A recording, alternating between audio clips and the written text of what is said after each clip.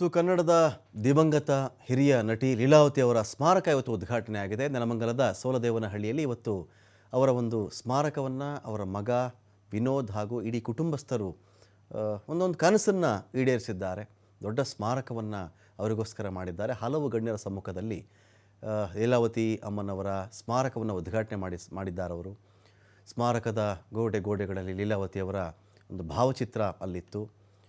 ಈ ಒಂದು ಸ್ಮಾರಕ ನಿರ್ಮಾಣ ಮಾಡೋದಕ್ಕೆ ರಾಜಸ್ಥಾನದ ಮಾರ್ಬಲ್ಗಳನ್ನು ಬಳಸಲಾಗಿದೆ. ಮಹಾಬಲಿಪುರಂನ ಖ್ಯಾತ ಶಿಲ್ಪಿಗಳು ಕಲ್ಲಿನ ಕಂಬಗಳನ್ನು ಕೆತ್ತನೆ ಮಾಡಿದ್ದಾರೆ. ಅದನ್ನೆಲ್ಲವನ್ನು ಕೂಡ ಇಲ್ಲಿ ಅಳವಡಿಸಿ ಆ ಮೂಲಕವಾಗಿ ಒಂದು ಸ್ಮಾರಕವನ್ನು ಮಾಡಲಾಗಿದೆ. ನಿರ್ಮಲಾನಂದನಾಥ ಶ್ರೀಗಳು ಇದರ ಒಂದು ಉದ್ಘಾಟನೆಯನ್ನು ಕೂಡ ನೆರವೇರಿಸ್ತಾರೆ. ಇವತ್ತು 63ಕ್ಕಿಂತ ಹೆಚ್ಚಿನ ಫೋಟೋಗಳನ್ನು ಈ ಸ್ಮಾರಕದ ಗೋಡೆಗಳಲ್ಲಿ ಹಾಕ್ತಾರೆ.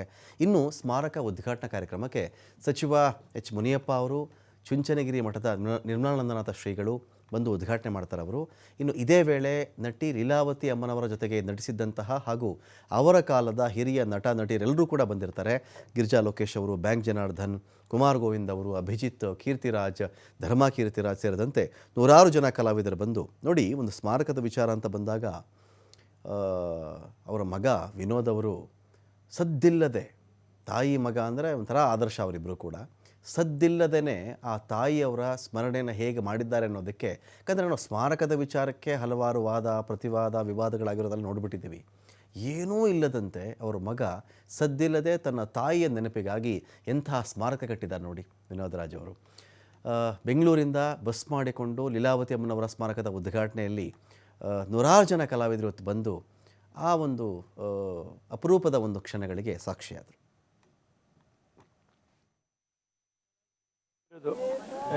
ಒಂದು ಹೆಮ್ಮೆ ಖಂಡಿತ. ರಾಜಕಾರಣಿಗಳು ಬಂದಿದ್ದು ಕೂಡ ತುಂಬ ಹೆಮ್ಮೆ ಅನ್ನಿಸ್ತದೆ. ಯಾಕಂದರೆ ತಾಯಿಯವ್ರ ಮೇಲೆ ಗೌರವ ಇಟ್ಕೊಂಡು ಕೆ ಎಚ್ ಮುನಿಯಪ್ಪನವರಾಗಲಿ, ಆಮೇಲೆ ಚುಂಚನಗಿರಿ ಶ್ರೀಗಳಾಗಲಿ, ಬಸವನ ದೇವರು, ನಮ್ಮ ನೆಲಮಂಗಲದ ಬಸವನ ದೇವರ ಮಠದ ಶ್ರೀಗಳಾಗಲಿ, ಆ ಗೌರವ ಇಟ್ಕೊಂಡು ಅವ್ರು ಬಂದಿರೋದು ನಾವು ಎಂದೆಂದೂ ಅವ್ರಿಗೆ ಚಿರಋಣಿಯಾಗಿರ್ಬೇಕಾಗತ್ತೆ. ಆಮೇಲೆ ಇನ್ನೂ ನನ್ನ ತಾಯಿ ಮೇಲೆ ಅವರು ಅಪಾರವಾದ ಇಟ್ಟಿರುವಂಥ ಗೌರವ. ಆಮೇಲೆ ಕಲಾವಿದರು, ನನ್ನ ತಾಯಿಯವರು ಯಾವಾಗಲೂ ಹೇಳೋರು, ಅವ್ರು ಬದುಕಿದ್ದಾಗಲೇ ತೋರಿಸ್ಬಿಟ್ರು ಎಲ್ರಿಗೂ ನಾವು ಊಟ ಪ್ರೀತಿಯಿಂದ ನಾವು ಕಾಣಬೇಕು ಕಣ. ಇದು ಬರೀ